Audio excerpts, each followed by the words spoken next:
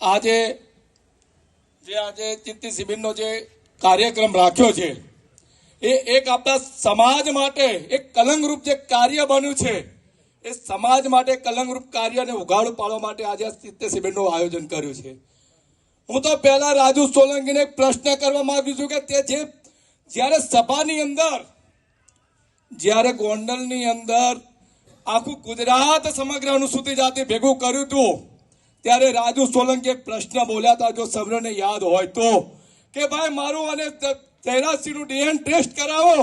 તો અત્યારે ડીએન કોનું હતું? આ ડીએન કોનું હતું? તે ટેસ્ટ તારી જાતે કરીને આપી દીધો. તે સમાજ સાથે ગદ્દારી કરી. આજે રાજુ સોલંકીના સમાજનો ઉપયોગ કર્યો છે.